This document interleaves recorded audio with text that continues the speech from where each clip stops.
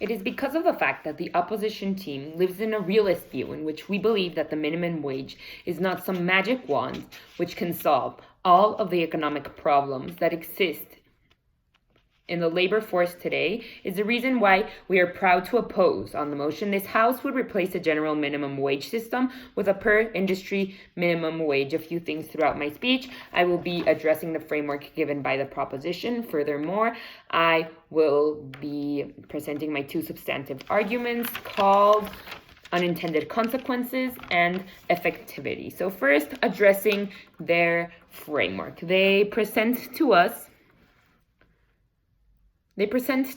their definitions, in which we completely agree, and a criteria which talks about the benefits to the low and middle class. We believe that this is perfect. We completely agree with this and would only like to further clarify the fact that the motion aims to up the minimum wage, not lower the maximum wage, and furthermore clarify the fact that proposition is aiming to better the status quo. And finally, just talk about the fact that we on opposition encourage other systems of equalizing the wage gap, such as subsidies on startups and in the implementation of just labor laws and the protection of human rights within the job industry. Secondly, addressing their mechanism in which they talk about an extensive investigation. We completely agree that this would be a great mechanism if they would actually be addressing the unintended consequences this in the end comes up with, and the perpetration that this gives to elitist substance, and how this actually in the end increases the wage gap that exists within the job industry.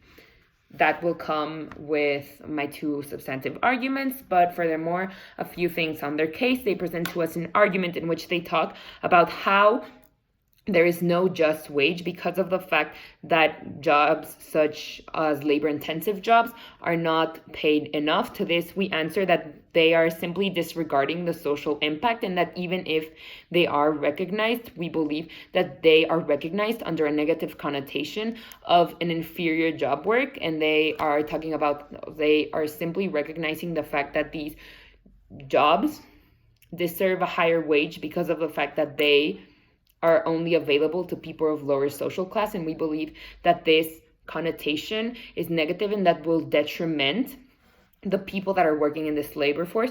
So furthermore, this argument does not aim to do what it wants to do, which in the end is bring justice, because we believe that this simply plays down or takes away this level of justice because of the fact that it promotes a negative connotation. And furthermore, they talks about how this will fix the status quo, but we believe that lowering the minimum wage actually justifies companies to shy away from taking responsibility, and we believe that this is not something that will be beneficial towards promoting justice and recognition towards these lower earning jobs, and we believe that this furthermore justifies these companies to furthermore abuse these people in the end.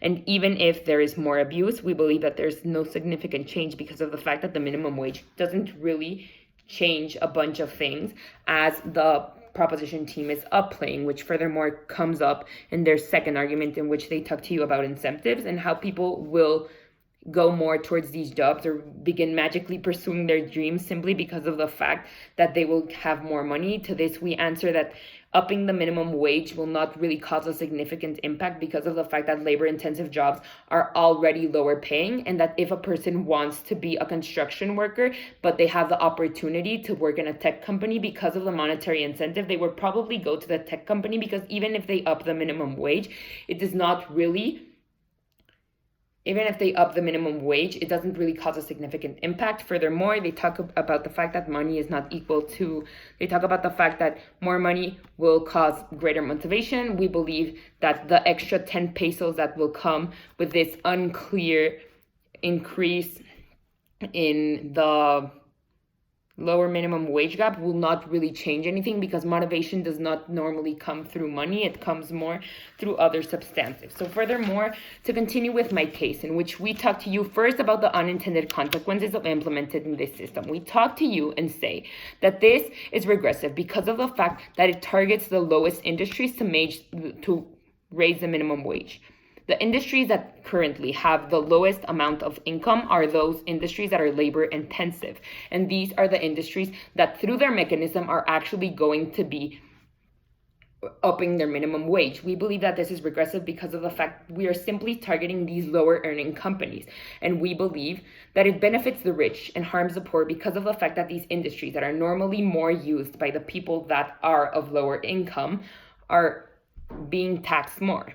So let's take an example. The restaurateur industry in the US served for provided a national minimum wage, and the lowest income companies became bankrupt because they weren't able to pay this lowest minimum wage. So we believe that this not only is detrimental to low income companies, but it furthermore discourages startups and power companies within the industry to develop, furthermore enriching already powerful companies. We believe that this furthermore accentuates the wage gap that exists because only these rich companies are those that are able to develop. So what does this actually cause? It empowers these rich companies that already have a handle on the system and that will furthermore continue to do so, enriching the wage gap. Furthermore, we believe that it elidifies the system because of the fact that only these large companies are those that are able to be enriched under this system, because these lower based companies are not able to pay this upper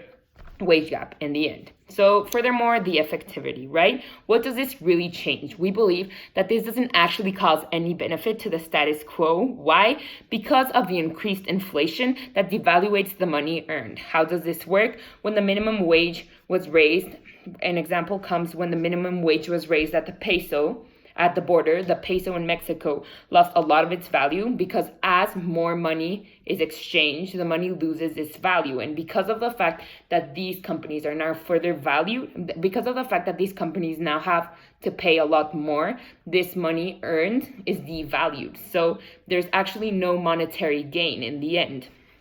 Furthermore, we believe that it doesn't really solve wage inequality. Why?